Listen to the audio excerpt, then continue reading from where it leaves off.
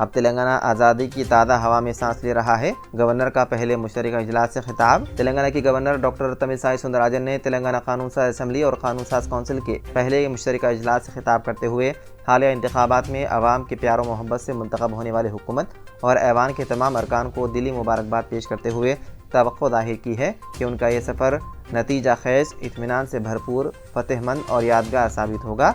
Governor ने कहा कि मुझे खुशी महसूस हो रही है कि हमारी हुकूमत आवाम को आज़ादी के मसावी मौक़े, समाजी इंसाफ की फराहमी और रियासत को तरक्की की राह पर गामज़न करते हुए किसानों, ख़वातीन, नौजवानों और गरीबों की ज़िंदगियों में खुशियों की बहार लाएगी।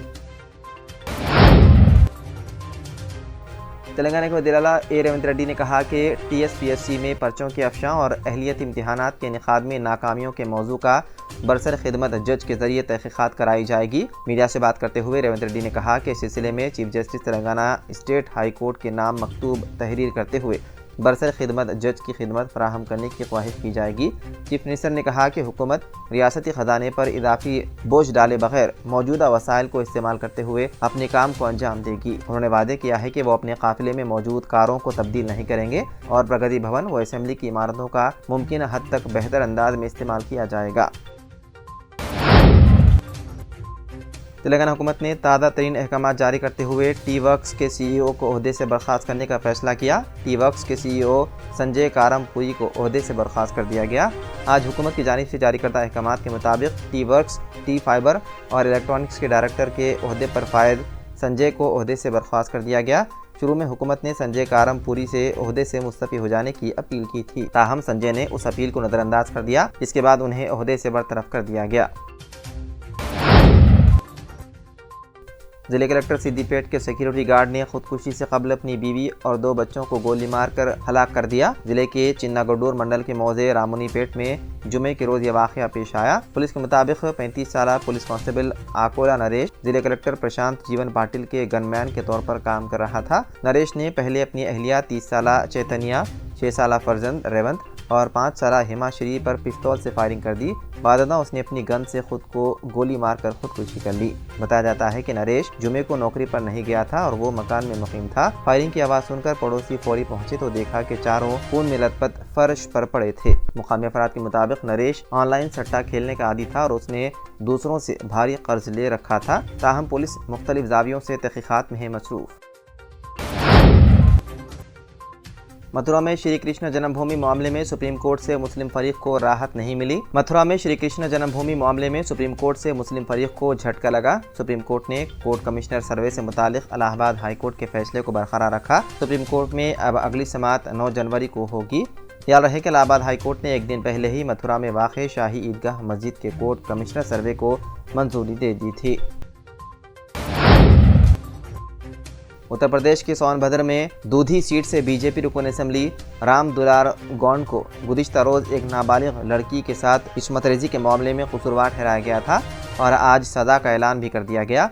बीजेपी रुकन असम्बली को अदालत ने 25 साल की कैद और 10 लाख रुपए जुर्माने की सज़ा सुनाई। अदालत ने जुर्माने की रकम मुताशिरा को दिए जाने की हिदायत दी। वादे रहे कि नवंबर साल 2014 में मेवरपुर थाना में बीजेपी रुकन असम्बली के खिलाफ ये मामला दर्ज हुआ था और 8 सालों की तवील मुद्दत के बाद ये फैसला आया।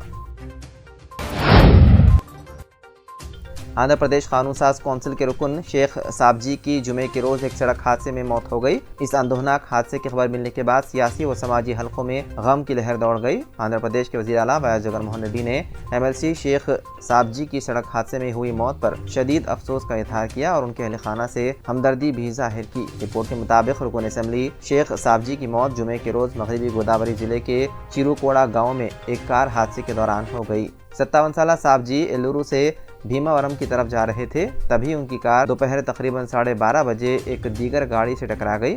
इस हादसे के बाद जाए हादसे पर ही उनकी मौत हो गई। फ़लस्तीन पर काबिज इसराइली फ़ौज ने मुहासिरे के दौरान जनीन कैंप में मस्जिद की बेहुरमती की, जिसके वीडियो सोशल मीडिया पर वायरल हो गई।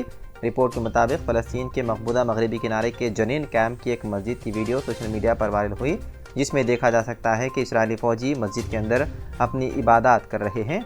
इसराइली फ़ौजियों को जूते पहने मस्जिद के अंदर देखा जा सकता है। उन्होंने मस्जिद की बेहुरमती करते हुए अपने मजहबी त्यौहार के गीत मस्जिद के लाउड स्पीकर से नशर किए।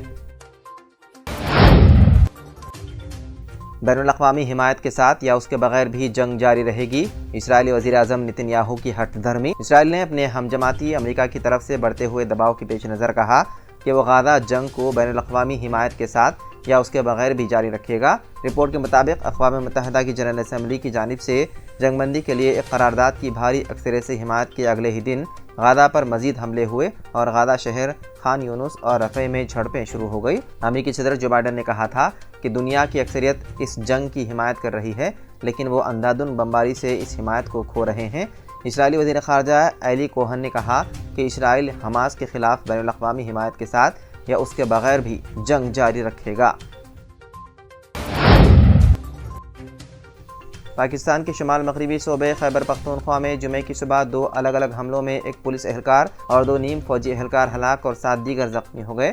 ज़राए के मुताबिक दहशतगर्दों ने सूबे के कबायली ज़िले खैबर में फ्रंटायर कांस्टेबलरी की मुश्तरका चेक पोस्ट पर हमला किया। एक हमले में FC के 2 एहलकार हलाक और 5 फौजियों और एक पुलिस एहलकार समेत 6 अफराद जख्मी हो गए। ज़राए ने बताया है कि दहशतगर्दों ने मुकामी वक्त के मुताबिक सुबह 2:45 पर चेक पोस्ट पर दस्ती बम फेंके और जदीद तरीन बंदूकों से फायरिंग की। FC और पुलिस ने जवाबी कार्रवाई की तो वो भागने पर मजबूर हो गए। जख्मियों को सूबाई दारुल हुकूमत पेशावर के अस्पताल में कराया गया दाखिल।